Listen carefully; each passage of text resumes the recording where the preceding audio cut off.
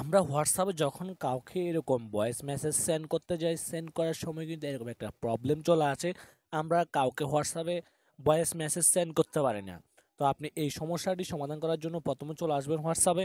আসার পর আপনি এরকম চলে আসবেন, আসার পর এখানে ভয়েসের একটা আইকন দেখতে পাচ্ছেন, আপনি এখানে একটা ক্লিক করবেন।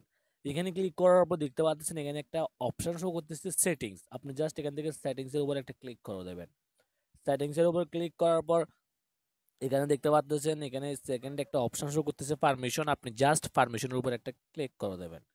পারমিশনের উপর ক্লিক করার পর এখান থেকে আপনি একটু নিচে স্ক্রল ডাউন করবেন।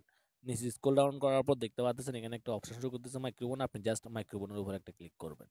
ক্লিক করার পর এখানে দেখতে পাচ্ছেন ফার্স্টে শো করতেছে allow only wheel using the app, and আপনি ফার্স্ট এটাতে ক্লিক করে এটা অ্যালাউ করে দিবেন। এখন কি হয়েছে, এখন আপনার কিন্তু মাইক্রোফোনের পারমিশনটা কিন্তু হোয়াটসঅ্যাপকে আপনি দিয়ে দিয়েছেন। এখন আমরা এখান থেকে ব্যাক করব। এখান থেকে ব্যাক করার পর আমরা এখন লাইভ প্রুফ দেখব অ্যান্ড আপনাদেরকে দেখিয়ে দিব যে আমাদের সমস্যাটির সমাধান হয়েছে কিনা। তো এটার জন্য আমরা এখান থেকে ব্যাক করতেছি। ব্যাক করার পর এখন দেখতে পাচ্ছেন এখানে যে ভয়েসের আইকনটা শো করতেছে, আমরা ভয়েসের আইকনে একটা ক্লিক করব।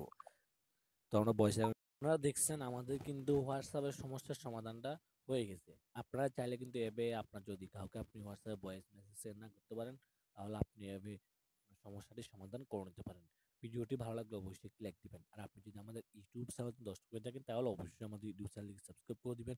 আর ভিডিওটি যদি আমাদের ফেসবুক পেজ থেকে দেখে থাকেন তাহলে অবশ্যই আমাদের ফেসবুক পেজটিকে লাইক এবং ফলো করে দিবেন। তো ভালো থাকবেন সবাই, দেখা হচ্ছে নেক্সট কোন ভিডিওতে নেক্সট কোনো সময়।